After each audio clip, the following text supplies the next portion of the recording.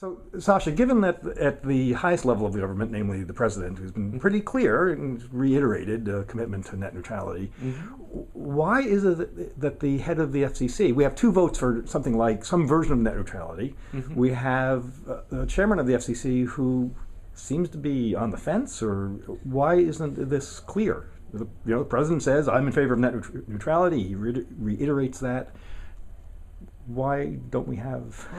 well, I would say there's certainly a historical precedence. I would say that Obama had the clearest tech agenda of any presidential candidate ever.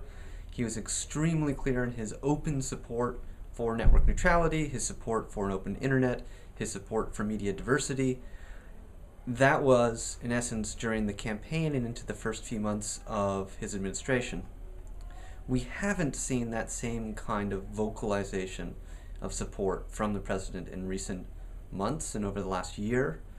And I think perhaps one of the reasons why the FCC is perseverating on this, is taking its time, is not quite ending up making a decision, it seems deadlocked in an endless process, is that because of this silence, they're taking it to mean this isn't a priority for this administration. And going into a midterm election, the goal is to lay low. Is there anything that can be done to move? In this case, it's one vote, right? And generally, right. You want to move things the shortest possible distance, and it seems like moving that one vote would be the shortest distance. Is there anything that can be done to? That's right. Well, it is particularly intriguing because the person who was on the Obama campaign in charge of the tech policy plan that includes explicit support for network neutrality and for an open internet was Julius Janikowski. So you would think then that given that he is the third vote, he is the majority vote that could pass network neutrality, that he would be all for it. Unfortunately, what we're seeing is this sort of process of trying to craft third ways, kind of splitting the baby in a lot of ways. That has not worked. We saw these secret meetings that Eddie Lazarus, his chief of staff, was holding with mega corporations. Those broke down. We've seen the Google-Verizon deal, which pretty much splits the internet into a wireline internet and a wireless internet, and then creates a giant loophole in the wireline internet for what they're calling managed services or specialized services, which creates, again, the same complete meltdown of regulatory power that we've seen right now with information services over the internet itself, with the reclassification, with the Brand X or post-Brand X world, and with the recent Comcast decision. All of this has created massive uncertainty both for private companies, but also over where is the accountability or authority over internet services. And keep in mind, this is very much an American phenomenon. I don't know of any other country with an advanced telecommunications service which is trying to decide, is the internet a communication service? And if so, should our national communications agencies oversee it? All other countries that I know of are just like, of course it's a communication service. Of course the communications agencies will oversee it. End of story. So is there anything that we can do? Absolutely. So bringing pressure to bear on the FCC at this point in time is the single most important thing that anyone can do. Well, I think I know how major companies bring pressure to bear. How do we bring pressure to bear? Well, unfortunately, right, we have an FCC that declared that it was going to be an information and data-driven agency, but the data is in and the data is overwhelming, that this needs to happen. It needs to happen quickly, and it needs to happen with explicit rules in place to set the parameters under which the free market can operate.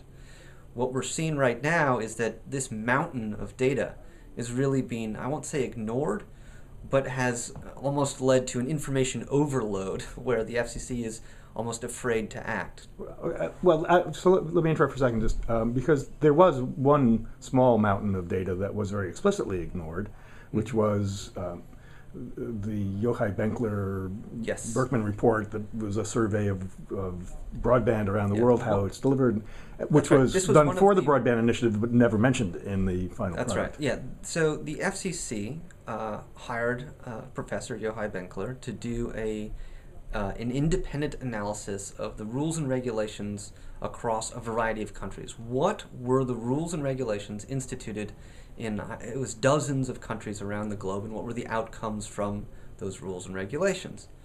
And what this independent analysis, which the FCC commissioned, stated explicitly was that structural separation, open internet, these had positive outcomes for us, the competition, users. right? Increasing competition through structural. It created separation. massive competition, which drove up speeds and down prices and improved services and led to greater build-out of broadband access than we have here in the United States. So this report apparently seems to have come to the wrong conclusion, and the FCC all but ignored it in the National Broadband Plan. There's a single footnote in the National Broadband Plan that alludes tangentially to the report. So I interrupted you. We have an FCC that at least seems to want to be, is paying more attention to facts and physics and data than previous FCCs.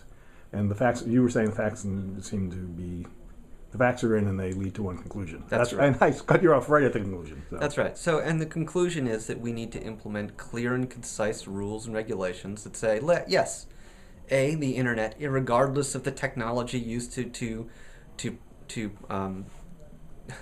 irregardless of the technology utilized to deliver internet services, should be controlled by the FCC, should be overseen, I should say, by the FCC, in the same way that all other telecommunication services are overseen by the FCC, and that these rules and regulations need to be put in place immediately, because the opportunity costs, the literal cost in not doing this, has been estimated in the tens to hundreds of billions of dollars a year. So,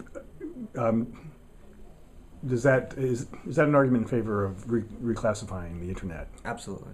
Absolutely. And this is something you want the FCC to do, and not rather than congressional action? That's right. So the AT&Ts of the world, the telecommunications companies of the world, have spent upwards of $100 million in lobbying Congress over the last year, and they've raised just in the first quarter of 2010, they've spent over $20 million. And they've hired over 275 new lobbyists who have been in government, including 18 senators and congressional critters. What this means, right? And there's something like 700 lobbyists total for AT&T. For just AT&T yeah. alone. Okay, I'm sorry. So That's please right. continue. So what we have is they're hoping, they are working, and they are spending untold amounts of money and lobbying time to ensure that this ends up as congressional legislation, because that's where they're strongest. Meanwhile, we have an FCC that's been collecting data on this and collecting comments and having debates about this for years at this point in time. And it should be the agency that oversees communications. That's why it was set up. It's the Federal Communications Commission. It was set up to oversee this. It's clear that this agency is supposed to oversee this, but they are abdicating their responsibility to do so. And what would you say directly to the chairman of the FCC? Oh, sure. Well, and Which you probably have. Yeah, the chairman needs to stop this process of endlessly pursuing the perfect solution that everyone can live with. The reality is that I think there's this assumption that if you were to draw the decision domain and the Venn diagram, that there'd be an overlap, where there's that little slice where, two groups can both live with a solution, and the reality has become that the AT&Ts of the world are so out in left field that there is no overlap in the public interest agenda and what AT&T wants. Thank you very much. You're very welcome.